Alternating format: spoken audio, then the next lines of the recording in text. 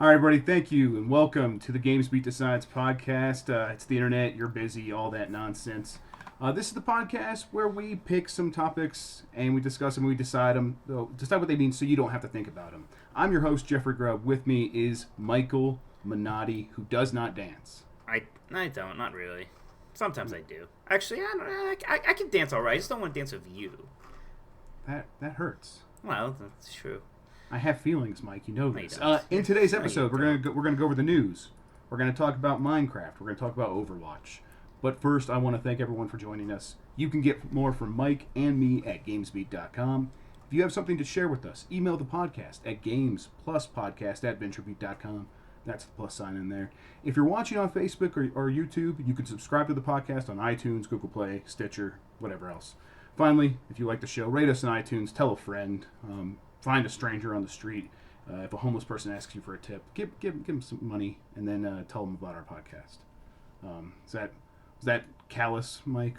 Should I have not said that? Yeah, you're a bad person. That's what I thought. So, how you been? I'm all right. You know, the weather here's been real weird. In Ohio, it was snowing 2 days ago, and now it's like 80 degrees. So it's nice. Yeah, my brother is going home to back home to Columbus today. He mentioned it was sleeting when he left, and he got here, and it's been sunny and bright nonstop. But we're not here to talk about the weather. Have you been playing any good video games? I've been now that I'm done with Persona, right? And now I'm playing the second chapter of Trails in the Sky, that Funcom RPG, the one that came out like on the PSP or Vita, like the first one did, and then like the second one came out on Vita and PC. Yeah, I know you played the first one. Are you playing this one on your Vita as well? Yeah. Oh yeah, for sure. I love playing RPGs on the Vita when I can, and it's like it's kind of rare in the RPG world because it's a full-on direct sequel. So it's kind of like, okay, like the first one, here we go. Yeah, the third one is coming out this year, I read. Right. From what I understand, the third one is actually not as direct sequel-y. Okay. In some so it's sort like a of way. Final Fantasy kind of thing where it restarts the whole world? world? It's still... No. Yeah, the whole Trails series is kind of confusing because there's Trails in the Sky, then there's like Trails of Cold Steel, and there's like Trails of Cold Steel 1 and 2, Trails in the Sky 1, 2, and 3. Trails in the Sky 1 and 2 are like super connected. Trails in the Sky 3, not so much. And then all of it is also a part of this other series called Legend of Heroes, which is like the most generic RPG series name you can come up with. And yeah, it's kind of confusing, especially since these games have really only picked up many steam here a few years ago. So it's hard to catch up on all of it. Yeah, I've another JRPG franchise I'll probably never ever play, even though I keep lying to myself and telling myself I'll try them. I haven't been playing anything much new. I put in a little more time with Overwatch. You're playing ukulele, weren't you? Yeah, and I kind of came up to a wall. I hit it when I realized the camera was legit making me ill. What it does is it follows your character way too closely, and it doesn't move when you're like manipulating it with the right analog stick and you're moving it around. When you move it to the left side, if you start moving the character, it'll start snapping back behind ukulele, and it's very unnatural feeling, and it's not what I ever expect the camera to do. So when it starts doing that, I begin getting nauseous, like I'm playing like a bad VR game or something. So I got to a point where I'm also not having fun doing the objectives and unlocking the world by finding these quillies or whatever they are, and so that the combination of factors came to a point where I'm like, I'm probably not going to play much more of this, and if I am, I might just wait for the Switch version. Not too happy with it. That's a shame. It's like 3D platformers are such a fun thing, but like what were like the last good 3D platformers that wasn't Mario? The new Ratchet and Clank was pretty good, and then it's like besides that anymore, right? Right, and I don't know. I think that. Yeah, that new Ratchet and Clank was good. I don't know why this game is so bad, other than because I don't think it's those games don't work anymore, right? Right. Was that because like I see the complaint like some people say things like this game is too much like the past, well, or like too much like Banjo-Kazooie, and I don't buy that because if it was just like Banjo-Kazooie, I still think that game holds up enough that if you made a game that was like Banjo-Kazooie, it would be fun. It would still be fine. Like that criticism alone isn't valid to me in a way. But It then has I see some of the people worst kind of, parts of those games, but it's not bad It's not because just it's like that. those games.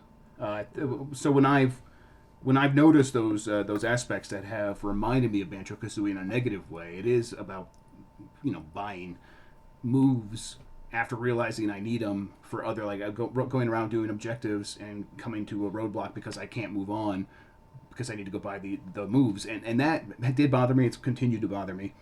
That is old Banjo Kazooie style, but that's not why I think the game isn't clicking with me. I think it's not clicking with me because what I'm doing isn't super fun. The camera's bad. I don't know. I think it looks gorgeous. I really do. I think in 4K, it is incredible to look at this N64 game updated to today's standards. It's maybe it's not as good looking as Ratchet and Clank, but it's still right up there. So I mean, I'm still looking forward to Super Mario Odyssey. It's probably the only game that has I'm sure there's going to be other games that are going to be really good, but right now Zelda's up there for me. If I'm thinking about Game of the Year, I think Mario Odyssey is going to have a tough road to hoe, but it could be the one game that I think in my heart could supplant that just because I think those games are always so great. So it's not the genre, it's not the Banjo Kazooie-ness necessarily. I think it's just that the way that you're moving around these worlds, the way the way that the camera moves is just bothering me a bit too much. The only other game that I've been playing is Old Time Hockey. It's this arcade hockey game, not from EA, although it feels like the both EA NHL 94 and EA NHL 17. And you can make it feel either way based on what control scheme you go with. If you go with a 2-button control scheme or with a modern analog stick, like shooting and passing with the analog stick and using the shoulder buttons. But kind of no matter what, it's gotta feel like it's just the beer league version of the EA NHL games. It's not from them. It's not made by them. It's not associated with that in any way. It just feels like maybe the developer didn't really know what else to do to separate it other than you get in like multiple fights at a time, like it's the Slapshot movies. So when a fight breaks out, like 4 fights break out, and that's pretty funny. But the fighting's not fun. So Sure. I don't know. I guess I'm kind of disappointed by that game as well. But yeah, Poor Jeff, just nothing but disappointment for you this week. I know, right? Yeah, it's like there's been no good games this year. It's really terrible. All right, Mike, you ready to move on to the news? I'm always ready to move on. I feel like that hurt my feelings too, but I don't really know what you meant by that. All right, let's jump right. Yeah, okay. Let's jump right in. The first big story is this kind of weird G2A thing that happened. Yeah, so I think we've all learned a lot about G2A this week. and I think G2A is very happy with the way that turned out because Yeah. Okay, so let's explain the backstory real quick. G2A is a shady key reseller site. Shady is the term that's being used because they do legitimately sell actual games that they get keys from developers. It's PC gaming. The shady part comes in. They also resell keys that users sell to them. Let me give you an example of how this might be shady. Either a person finds a way to fraudulently create keys using a key generator. That's more rare, but what happens more often is a user begs developers for a bunch of keys for a giveaway, like pretending they're like some YouTube personality, or asking for a review key, or like 10 review keys for them and their staff by like, oh, I'm Jim Sterling, but it's like jomstarlong@gmail.com asking for these codes. And these people then go to G2A and sell the codes, and they get a little bit of money, and I guess it must be a viable business for some people. But it seems like it would be pretty easy to just, if you're getting like more than a few codes from a person, like how else could they have gotten that? What would be the legitimate means? I mean, I have 4 codes for Doom. I mean, I think there maybe are some legitimate. There must be legitimate ad moves, and clearly this is a subject that we are a little bit out of our depths on. Sure. We don't understand this gray market. This whole second-hand game code market. It's something I never really considered until I started kind of hearing more about G2A, and even then I was like, that I'm just going to keep using Steam because this seems like a thing. So, I mean, the big problems that people have with G2A are very consumer-facing. If you buy one of these keys and it is resold from one of these users, there is a possibility that the key won't work. And if the key doesn't work, G2A won't necessarily refund you and give you your money back unless you buy, I think it's called G2A Guard or something, and this Yeah, is a they have. Yeah, subscription service. it's just like that. It's so that's the shady thing is Right. that you have to pay money for It's that. a protection racket. It's really what it sounds like. And they tell this to both consumers and developers. Developers are like, hey, you're selling keys that are either already been used and people but like a lot of the keys I guess come from like Russia and people buy the physical disc and they use the disc and then they sell the key that's included with the disc and they're able to do this separately somehow. I believe that's kind of how it works. Again, I could be wrong. Um, but yeah, so people will get these keys, and sometimes they'll have already been used, and you go to use it, and it doesn't work. And G2A is like, that's a shame. If go ahead and give us some money. We'll make sure it doesn't happen to you in the future. And developers are saying, hey, we're not getting any money from these secondhand keys that we've already sold once. Can you please stop that? And there is a developer subscription thing or a contract that they called it where you could sign up for. And it's like, oh yeah, you sign up for this thing, we're going to help you out. Basically, what happened is, so the reason this is all coming up is that the new game from Gearbox, or the new re-release, what is it? Bulletstorm. Bulletstorm Full Frontal Edition or something like that. Whatever. Yeah, Full Clip Edition. It's a remake or remastering of that game. They're releasing them both on PC and consoles. And Gearbox was going to work with G2A on this. They were going to have a either a promotion or have a bunch of keys go on the site or whatever. And Total Biscuit, a rather well-known YouTube personality, said, hey, this bums me out that you're working with G2A, who I despise, and I'm going to not cover your games until you stop doing this. I think Gearbox stepped back and like, oh no, the influencers are influencing us. We never foresaw this happening. This is terrible. Gearbox turned around and said, okay, help us figure out what we need G2A to do, and if they don't do it, we'll pull out. And they came up with a list of demands, basically just make the G2A guard free, make an API that developers can use to find these illegitimate keys, these either fraudulent or stolen keys, a bunch of stuff that's kind of basic. Now today, G2A's come out and said, oh, we basically do a lot of this stuff, and if you want it, go ahead and sign the contract. And it hasn't changed anything. G2A's response was pretty. It was strange. advertising, like not strange, but it was so weird because they're like, we already do all this stuff, but like not addressing the point that like the main issue was that they make people pay for it, and that's how it should be free. They're like, well, no, it doesn't matter. Yeah. So in the end, what's happened is, and I think someone else was pointing this out on Twitter, and I can't remember who it was, but it was Bulletstorm got a lot of attention, G2A got a lot of attention, and nothing's changed.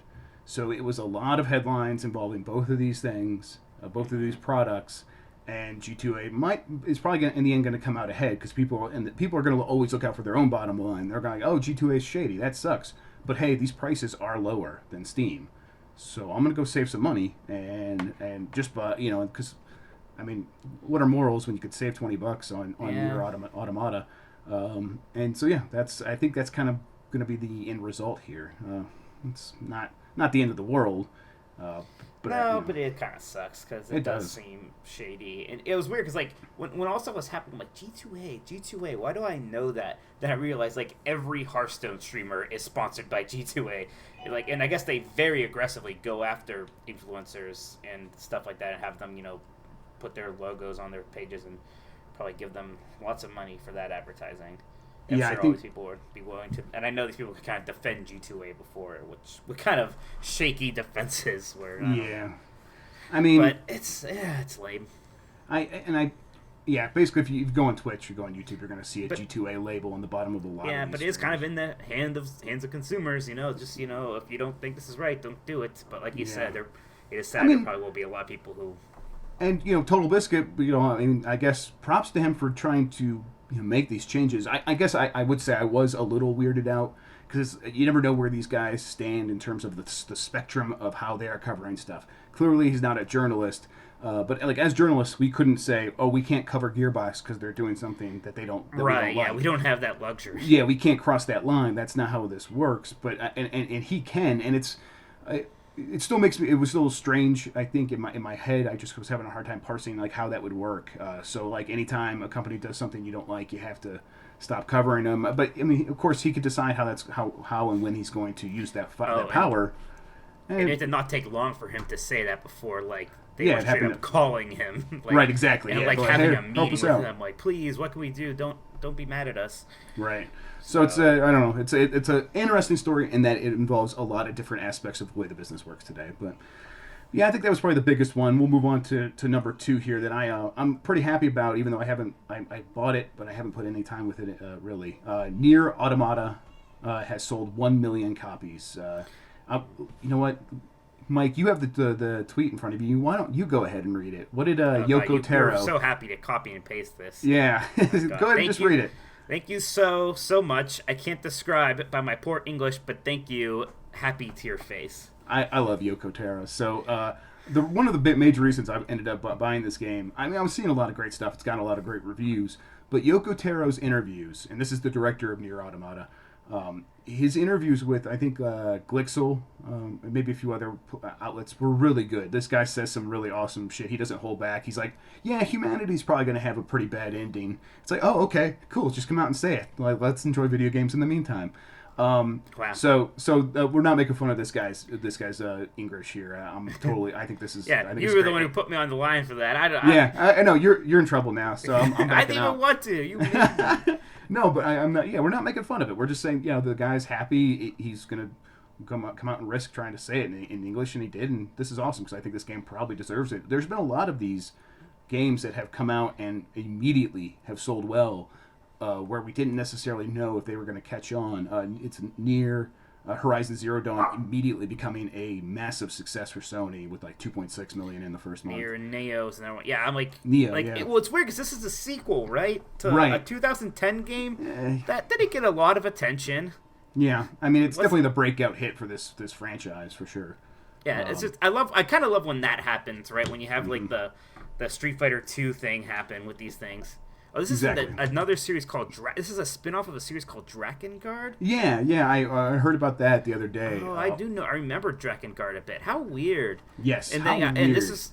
And apparently it's much weirder than you... Like, even just reading that sentence, you're like, how weird? Apparently it's much weirder than that. People should look this up themselves. But, like, there is a lot of odd stuff to the story, and it's not just a spin-off in terms of... Like it's a whole other story. They're all connected, and if you play them all, you understand some stuff that you wouldn't necessarily understand, I guess. I don't know. I haven't played any of them. Name I haven't heard in a while. So, all right. But I'll tell you what, this is a game I really want to get into. I know. It looks interesting. It looks kind of up my alley. I'm getting to a point where I need to remember that I need to get on other systems other than the Switch. I keep doing the thing like, I wish this was on the Switch, and then I play it. But I need to get over that, and I need to get back on my TV and play some games there. Okay. I'll tell you what. Go ahead. You know what I've loved about this year so far? What's that? Just how many good Japanese games there are. Yeah. And it's weird. We should maybe that should be one of our topics next week. We need to talk about that because just real quick, I would say, what the hell? Like, how is that? Like, isn't Japanese right? Like Japanese gaming supposed to be all mobile? So why are these developers still putting so much awesome effort into these console and PC games? I mean, I'm really glad they are. But there's still clearly a market if something like Nier Automata can, or Automata, I don't know, Automata. Automata. I think it is Automata. Actually, I think you're right. But yeah, but if this game is just like launching, immediately finding 1 million people who want it, that's there is a market for it. But you also always hear like Japan does Japan first, which makes sense. They want to make stuff for their home market, and I'm not necessarily, and I'm sure it's doing fine there, but it's probably not doing as well as any number of mobile games that come out there and become smash hits. But maybe like at this point, the games that have like a stranglehold on the mobile gaming market are so strong that this is actually safer making a console game because that audience is more willing to buy more games or something. I'm really interested to see how Persona 5 sells. I feel like it's going to be a huge hit. Especially in North America. Like, it's already been in Japan, it's been a hit. The series has done well there, and but the series has been building steam here, and this was kind of like the pressure valve sort of blowing off a bit, right? Because there's like this big wait for this one, and the reception's been really strong. So yeah, it's kind of it's interesting. My understanding is they already said they shipped 1.5 million, but I'm not Yeah, sure if they that's shipped. worldwide. Well, or it was like a just North combination of America. shipped and digital sales or something. Yeah, they've been doing confusing that like as well. Yeah. So I mean, millions of people are going to play Persona 5 Right. for sure. All right, on to the next story. Project Scorpio final specs revealed. Mike, God. now this happened late last week. A lot of people have already been over this. We don't have to go over the numbers Right. at this point because everyone else has done that. If you want the breakdown, go to Digital Foundry, see it for yourself. That's the YouTube Yeah. channel. They got the exclusive. We should say, just to make sure we're transparent for everyone else, apparently Microsoft did pay for them to come out there and do the exclusive, so it does have the hint of marketing, the whiff of it. But it doesn't necessarily mean what they're saying is inaccurate or that they aren't still coming from a place of honesty. It's full disclosure there. But so, what do you think of these specs that clearly make it seem like the what Microsoft said last E3, that this is the most powerful console? What does that make you think or feel or I think that pre-order? they have numbers, and when you put them up against the other numbers that they did in that graph, they're bigger than those numbers. The numbers are bigger. I've never been a very specky Right. person other than seeing numbers and knowing that they're bigger, and I know that there's a lot more intricacies behind this kind of stuff, but that's always just sort of been my barrier to it. I mean, it definitely looks like this is going to be the most powerful one for however long again this time, right? Mm-hmm. Does it matter when the PlayStation 4 has within the last 6 months a noticeably better library? That's kind of the issue, more so. Yep. For me, I mean, clearly, the things that everyone said so far, they got to come out at E3 and have the games. They have to stand out compared to the PlayStation 4's very recent string of hits that are exclusive, at least console exclusives, to the PlayStation 4. And even if the visuals are this much better, it kind of gets to a point where it feels like this is the system that should have came out originally, because it's finally going to be able to do 1080p 60 for every game, and then it's going to be able to do 4K for a lot of others. But it also doesn't we know what these games are going to look like because we have PCs that do this stuff. There's no mystery. There's no I wonder what the PlayStation 2 is going to look like compared to the PlayStation 1, where we felt that a long time ago. And any new system that came out, even if this is a mid-cycle upgrade, I mean, even if this was the Xbox, 5 or whatever it would be now, and it was even that much more powerful, I think we'd still understand what these games are going to look like, because there's just no chance of the console manufacturers jumping ahead that far in terms of it's kind of sad, right? It's not like that. I remember that first time I saw a Dreamcast game and just how significant that was. It's nothing's like that anymore. Yeah, and we had no idea. We had no idea what it would look like, and it's like now we know what they have to try to do, and that's exactly what they're doing with the Scorpio. So that's a thing where it's going to be a big deal at E3, and whether or not it's a big deal in terms of getting people excited because it has the specs and the games, or if it's a disappointment because it's just specs and not a lot of and just the new Halo and the new Forza, then could be a disappointment. Halo. Gosh. Okay, Mike, Remember how about Halo this? Wars, that came out. Yeah, that came out. I actually have it. I want to try the Windows 10 version. Apparently, it's very good, but I don't know. I don't know, Mike. It does not seem like there's a lot of excitement around that. No, there's just. I mean, there isn't even that much excitement around core Halo games, let alone spin-offs. So yeah.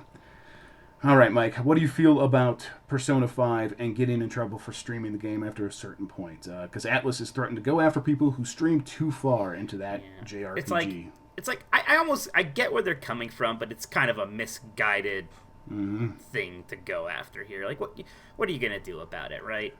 I understand it's a very story heavy game. You don't want spoilers to get out there, but I mean, it's the internet.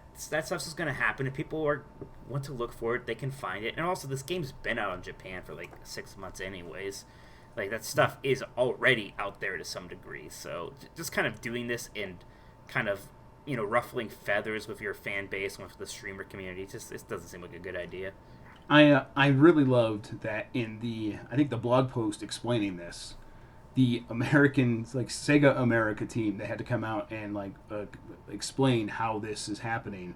Basically said, our masters in Japan want us to crack down on this, and it's like, oh, okay. So this really is just as simple as a Japanese company not understanding how this, or not understanding and not caring how this stuff works, and just saying No. people see our game, they're not going to buy it.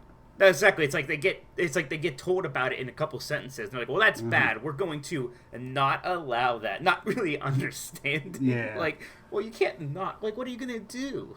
Yeah, and I get I get publishers who are wary of the influencer market space and having to go out and work with influencers to get people to buy your games. I've heard, secondary, tertiary stories of publishers doing that and not being happy with the results and saying, you know what, in the end, a bunch of people who are really big on YouTube and really big on Twitch, they played our game in front of their audiences and they had huge viewer numbers, and then we didn't see an increase in sales, and maybe we even saw a slight decrease because people really did feel like they got the experience and didn't need to try it for themselves.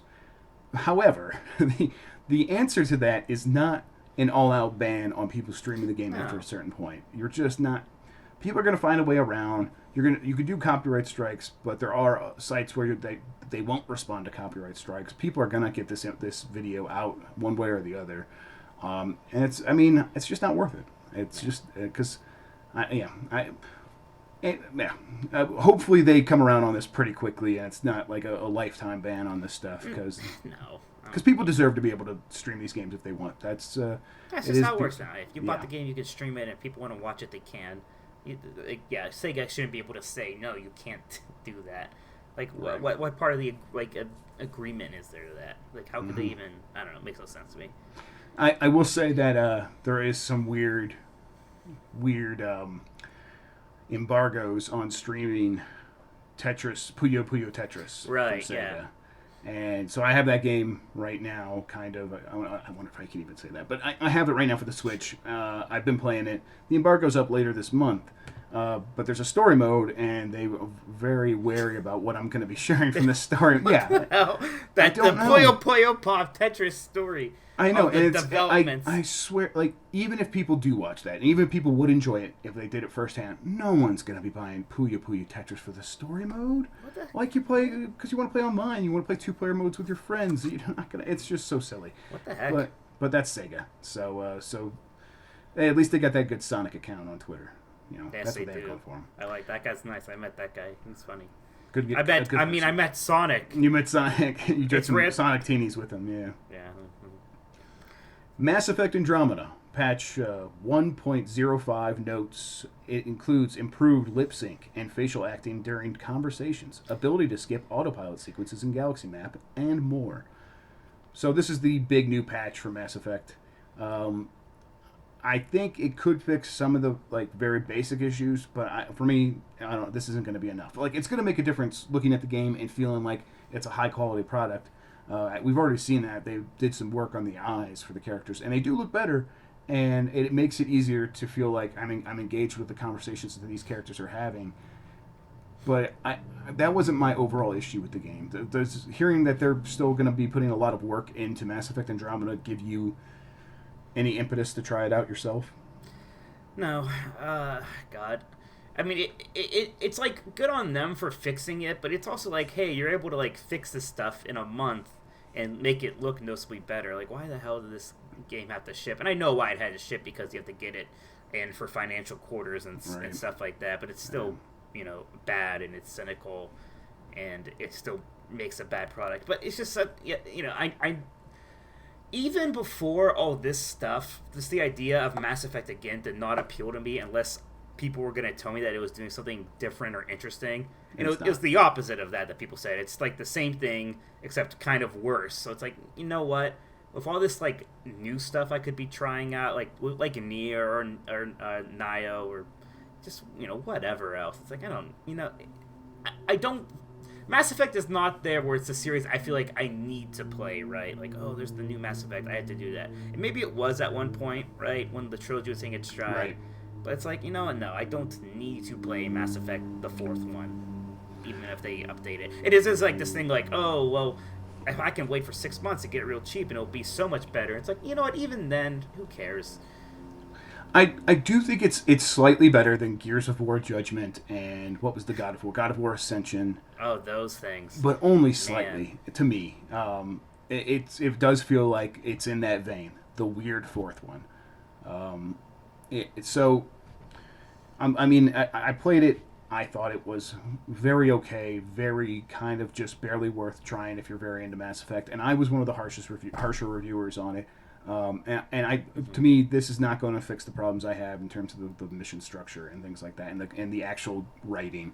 So, yeah, I'm glad they're doing this. But they really didn't have a choice, right? I mean, you come out and you make that bad first impression. The immediate follow-up you have to do if you're going to save your reputation is, hey, we're not abandoning this game. We're not abandoning our friends, our fans. We're going to keep coming at this game until we are at least at a point where technically it is sound. I am really curious how much of this they saw coming or not. Like, yeah, I know. You had to think they had to know a little bit, but maybe they didn't. Maybe they're completely blindsided. Maybe they thought they had something here. As with most things, it's probably a lot of both, where they knew they had a lot of known shippable bugs, but they didn't realize maybe how distracted most people would be by them, and they probably didn't see the.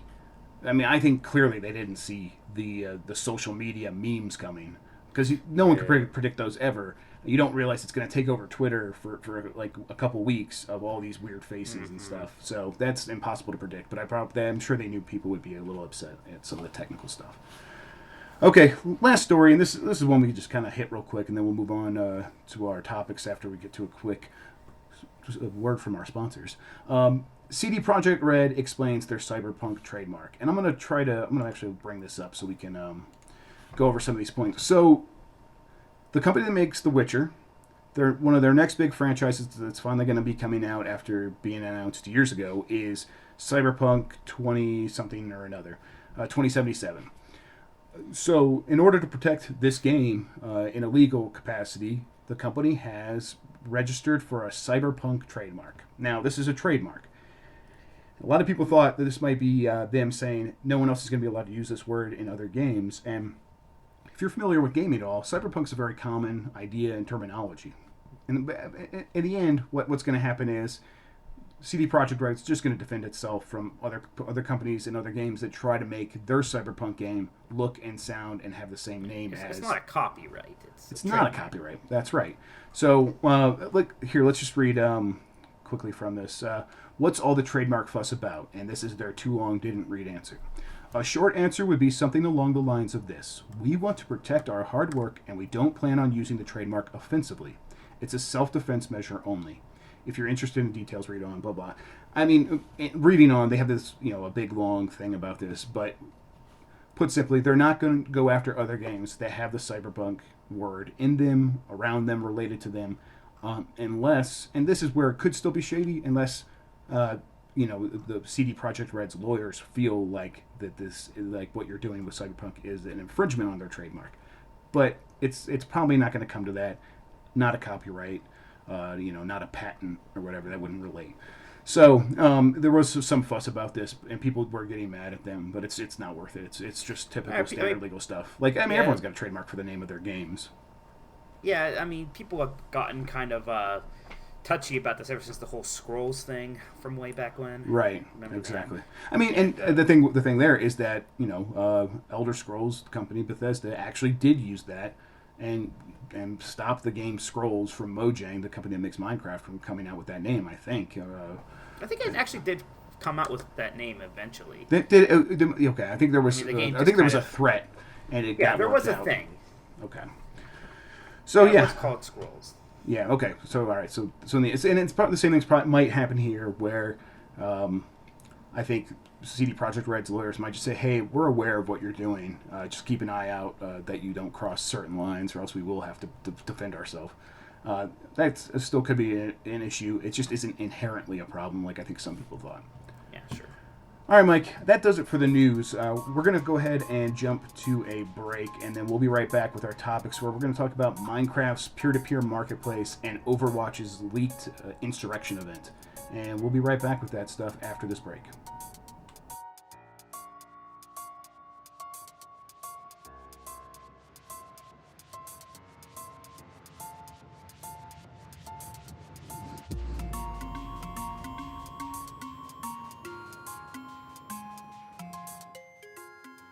Let's see. So, GamesBeat.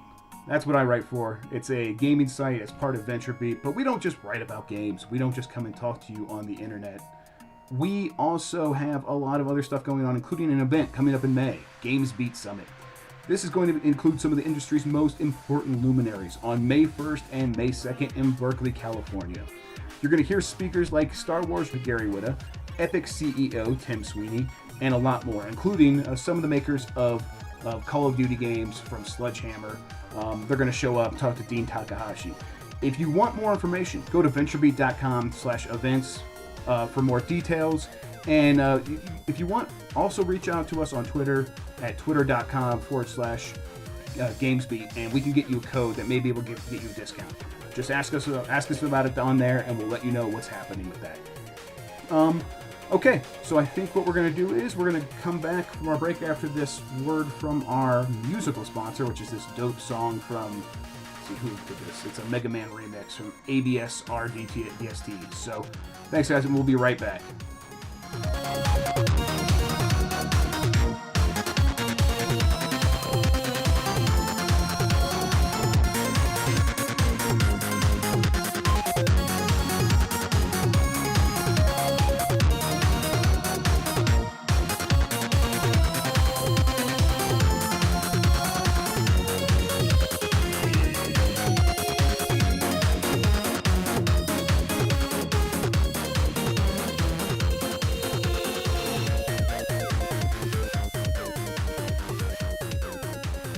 All right, and we're back. Mike, you did a very good job on the advertisement by dropping out and leaving me all alone. It's your fault. Your connection's bad. You were lagging the whole time we were recording. I'm not taking any gut for this. And I already blamed you. And as everyone knows, if you point the finger first, that's what really means. That's what's going to go down in history is what happened. All right, so let's get into our first topic. Will the Minecraft marketplace mean the game will go free to play? So if anyone hasn't heard, Minecraft today just got this thing where people can create stuff and sell it to other players. And Microsoft will take a cut. And this is something I predicted last E3, so let's do the Jeff was right dance. This is just like all my other dances, except for I'm a little bit happier. It's bad. It's a real good dance, right. Yeah. The game's also free to play in China. It just launched in China, and it's free to play. And I think this is where this game is headed, because how the hell can it sell any more copies? It's already, everyone on the planet already owns it, right? Right. I guess the issue is you got to compensate the people who bought it somehow, right? If you go free to play.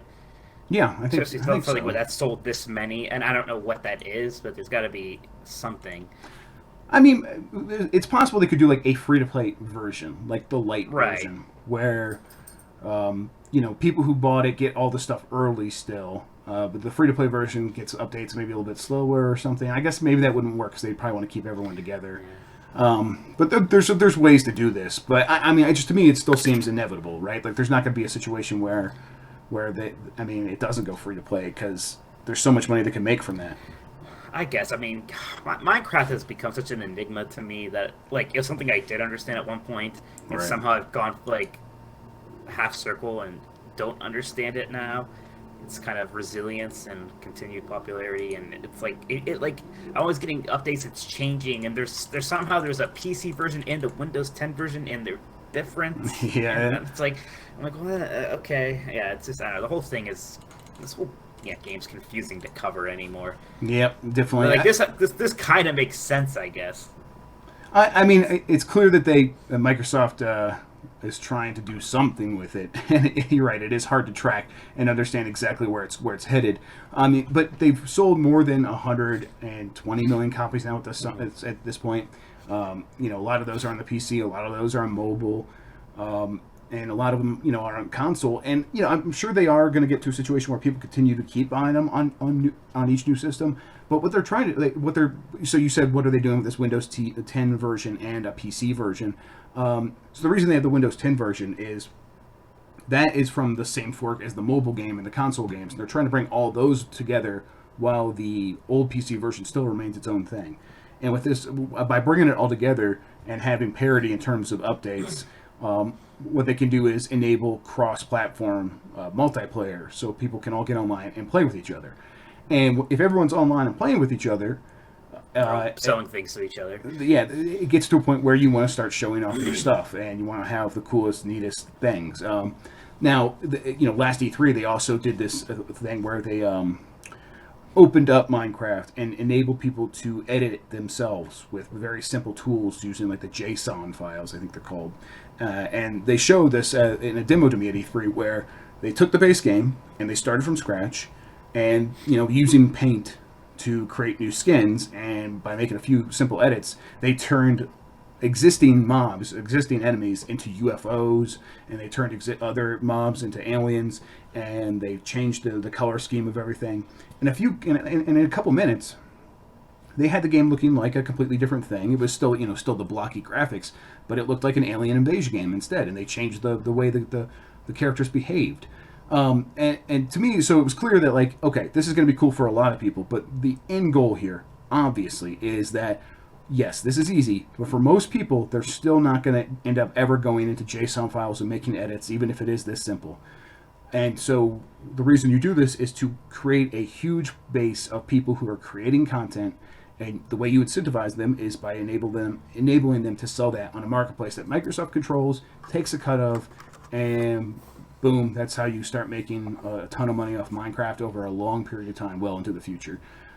So the way that everything's coming together with having the one single version that's getting all updated at the same time, and with these new editing tools, to me it just seems like it's clear that they want to create a game that it is a service first, and not necessarily a come pay us $10 to $20 for the existing version that you might already own on another console.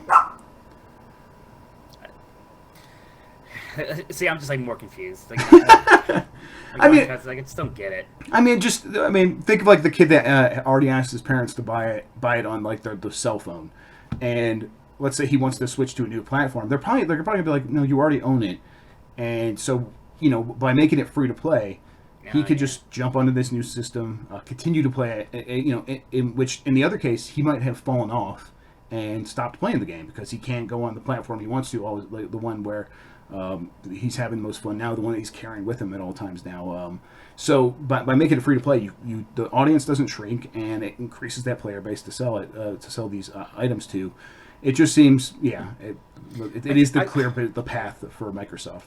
I just often wonder how much into Minecraft I would have been if I was a kid. I know, yeah. When I hit that, it's just not how we did it. Like, we played many games. I mean, I don't know. I played a couple I guess games these kids still do that too. I guess, yeah. I'm trying to make this like a generational thing. There's something there because but we didn't play like Mario. Like people say, Minecraft is this generation's Mario, but we didn't play just Mario. It's not even just. But we didn't play Mario 64 for 5 years. That's what I'm saying. Sure, they're playing other stuff on the side, but they are just playing Minecraft for this long as well. In a way. That's not how we did it with any games back then, really. I mean, some people did it with like Quake, I guess, at certain points, and there were people who just like that. So it's not the same thing. I think that's gonna. I mean, modded. I think the game's going to play. Games, I don't think there's any doubt about that. And yeah, I'm sure. Do you think that there's any chance they will good amount of money just come out with Minecraft 2? Yeah, I was thinking about that, and I was thinking about if I even wanted to ask it, and I was like, I'm not even gonna ask it because they're not. It doesn't seem likely, right? Like, no, it really doesn't anymore. It seems like that would be way harder to do than this other thing. It's like the same thing as the World of Warcraft 2 argument, right? It's right, yeah. It is. It's exactly the same thing. And I think Microsoft's realizing that. They probably looked to World of Warcraft, maybe the game that was before Minecraft that was the most popular ever in its own way as well. So yeah, I don't think you try to make that audience buy a whole new game all over again. You monetize them in a different way as they're getting older and if they're still spending a lot of time with the game, you enable that. So yeah, that's my decision on that. Let's move on to our second big topic here, Overwatch Insurrection. This is the new event that Blizzard has definitely been teasing. Announced this yet? Yeah, I know. I wonder if they finally launched it. So the reason he said that is it leaked this morning a video on the French PlayStation YouTube page. They didn't have it published. They had it, and they didn't have it private. They had it unlisted, and somehow someone found the URL for it so people could find it. We posted it. They've taken it down since. I've got a mirror up if you want to check it out on youtube.com/JeffreyGrubb. And what it looks like is it is the event that Blizzard has been teasing involving the King's Row Uprising, which is a lore thing where the omnic race of half machine cybernetic organisms rebelled against the oppression of the humans. At least that's how I understand it. And this is something we've seen in the comics that they've been talking about a little bit. And what it looks like it's going to end up being is a co-op event like that Halloween thing that they had a few months ago, where you and 3 friends get together and you get to pick from one of 4 characters selected from the roster for a wave-based, competitive, cooperative mode. And I'm actually pretty excited about this, man, because I like that Halloween event. I think everyone liked that Halloween event a lot. It was super neat. Like, the Halloween event was probably the best event they've done so far. And this is interesting because it's the first event that's not kind of tied into some sort of real world like holiday or event like the Olympics. And I think like this is kind of like a 1-year anniversary, a little bit, right? We're a little bit early, but it's kind of about that time because May was when Overwatch came out. Mm-hmm. So it's like about then. But yeah, it's interesting because it's just this is, we always say like Overwatch doesn't really tell much of its story. And this isn't like the Halloween thing was like some campy like, oh look, our characters are in a Halloween thing. Like this is the Halloween special. This is actually like Overwatch backstory. Like this is canon in a way. It is. So what it is when he says that is that it is retelling the events of that King's Row uprising, which happened 7 years before when the Overwatch game takes place. So we're going to find out exactly what happened here, I guess. I mean, I'm sure there's going to be new dialogue, things like that we're going to hear about from these characters explaining what's happening. But the King's Row map looks different. They've added new art. There's a bunch of new skins, a bunch of new sprays and voice lines. I'm sure everyone gives a shit about that stuff. It's like you get like Tracer and Reinhardt, Mercy, Torbjorn, and like their official Overwatch gear. Kind of like what the one Agent 76 outfit, kind of like that, but for these characters. And then they have the Blackwatch skins for some of the other characters, like I saw for Genji and McCree, and then there's a Widowmaker skin. And she's not in Blackwatch, but she's kind of like just some assassin at this point. Also, in the French trailer, I found out what Black Widow's French name is for the game. It's Fatale. Fatale. Is it Fatale or Fatale? Well, Fatale sounds Italian, so I'm sure it's like. I mean, in French they don't like pronounce most of the like letters in a word, so it's probably like Fatale. Fin fatale. So yeah, that was pretty cool to see. I don't know. Yeah, I think earlier this year, Mike, you and we did a podcast about what we wanted from Overwatch in the year 2017. For me, this is a pretty good thing to be doing 4 months into the year, 4 or 5 months into the year. These events that break away from the holidays and give us a reason to come back to this game and get you excited all over again. Because I like that Halloween event. They haven't done anything like it since, and now it's just saying, hey, no, we have big ideas for content for this year. This should get you guys coming back. Do you think in the future we'll get more of these and less holiday ones? Like cause that's kind of thing when we're coming up on Halloween 2. Like, what do you do for that? Do you just rerun the same event? It seems like that would be a disappointment. Yeah, I think that probably would be. I mean, if they do, I hope they what they do is they rotate maybe some of the characters and add new skins in. Yeah. 'Cause I would appreciate that. Shit's falling over behind me. Oh well. I was wondering what that was. This is the end for me, Mike. I'll say goodbye. You'll be missed and stuff. Yeah. But I don't know. I think the trailer looks really cool. I for this at least. And then where you take it from here, I hope they just continue to escalate it, because that's what this feels like, right? This feels like an escalation of the things they've done before. It breaks away from the holiday schedule, showing that they're willing to dip into their lore to justify an event. It looks like it might have like the most production values in terms of promoting an event with a trailer. Just all around, it feels like an escalation. And I hope they just keep going in this direction and amplifying what they do with their content in the future. Yeah, that's like the cool thing with Overwatch. Like, the base game is great, and they can always kind of do these weird, here's a co-op thing, or they introduce capture the flag, and then it ended up being a mode, and like all that stuff is just kind of gravy, right? Mm-hmm. But it's pretty tasty gravy. Absolutely. So yeah, basically the question is this what we want from Overwatch, as we asked earlier? And I think so. Yeah. I'm totally into this. I wish every event had skins for every character. I guess I understand why they don't. I'm okay with that. Because it gets like, if you have a couple of characters that you really like and you play a lot, and like none of them get a skin. I guess I've always been kind of try to play a lot of characters. Like I have. I'm the same stuff. way. I'm the same way. But there are people that definitely like, oh, I'm going to be playing Farah, and I'm pretty sure this is the second event in a row where Farah doesn't have a new skin. Yeah, but Farah's had some pretty good ones. Well, she had does a have good some Christmas ones, one. She had a good Christmas one. She had the ice thing. Okay, well, yeah. So that's nice. Either way, though, I like I just said, it's just kind of one of those things where it's like I wish they did that. But sure, beyond that nitpick, clearly, this is what I want from Overwatch. So yeah, Blizzard's nailing it. Yep, it's good stuff. All right, Mike. Servers were up. Yeah, as long as my servers stay up, I guess. I mean, this podcast doesn't fall apart again. Yeah, that's going to bring us to the end. Mike, tell people where they can find you on the internet. Oh, you can find me at GamesBeat, always writing there. I'm also always on the Exploding Barrel podcast. That's at ebpodcast.com. That's another kind of games thing I do with my brother. And, yeah, that's good enough. I'm on Twitter at Tolkoto if you want to catch me on there. And I'm Jeff Grubb Sucks the Worst on Twitter. Probably just Jeff Grubb if you want. If you want to be into that brevity thing. And I sometimes make videos on my YouTube page. You can find that on youtube.com/Jeffrey Grubb. That's again, you can find the Overwatch leaked trailer there because apparently they haven't announced it officially. A reminder, if you want, check out VentureBeat.com/events. We have that event coming up soon, GamesBeat Summit. Mike's going to be there. He's going to be yelling things if you're on the stage, if you're going to show up there. I'm sure he's going to be very distracting and disruptive, and he will be removed. All right, everybody. I'll be asked to volunteer. Yeah. We'll be back next week with another new episode. Thanks for watching. Thanks for listening. We'll catch you then. Bye. No cats.